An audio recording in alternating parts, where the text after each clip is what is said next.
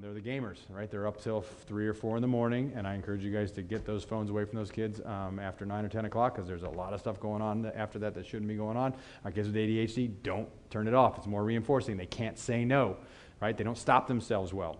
And so kids with ADHD are a much greater risk for those negative behaviors that can occur, those things, and the things that don't let them sleep. So get those phones away, get those computers, get the TVs out of the room, all of those things. And when I assess them, they're up till 3 in the morning or 4 in the morning. They sleep for a couple hours. They do a Red Bull or they do a Monster or whatever the latest thing the kids are drinking, and then they go to school and they're having trouble paying attention. That's not ADHD. That's a self-induced sleep disorder. So one other question, is there a family, for a family who chooses no meds, is there help?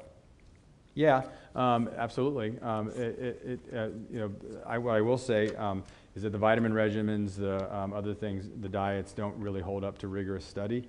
But I will never argue with a parent who anecdotally tells me that this really helped my child. You know, when you change something, anything, there's going to be change in other areas. So I'm not going to argue with you, but when you do good, well-constructed studies, that they don't hold up to rigorous research. But I have parents that say we'll do anything but medicine, then that's an option. The other thing I say is that good sleep, good nutrition, and regular physical exercise does set the table for the child to be available for learning. A lot of our kids are kind of returning to the games, and they're kind of getting sedentary. The research is showing that active body, healthy brain.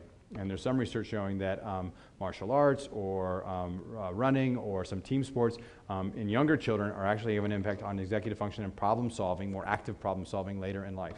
How do you know that a 10-year-old boy has ADHD and executive function disorder versus a boy who just has a lot of energy and doesn't want to do their work, doesn't care, and is just lazy? Ooh, I hate some of the negative terms that are identified.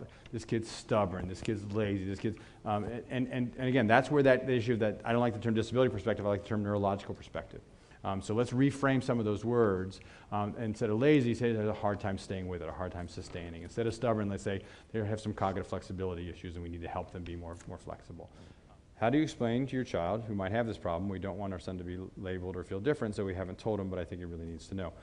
I don't know about you, my experience is that I like putting a label on it, and not in a way that it, again, provides an excuse, but it provides that explanation. When I have a dyslexic kid who comes to see me and they think they're stupid, and I say, no, your brain power is good, you don't read well. Reading has nothing to do with intelligence. Reading is a skill you learn. Ability is something different.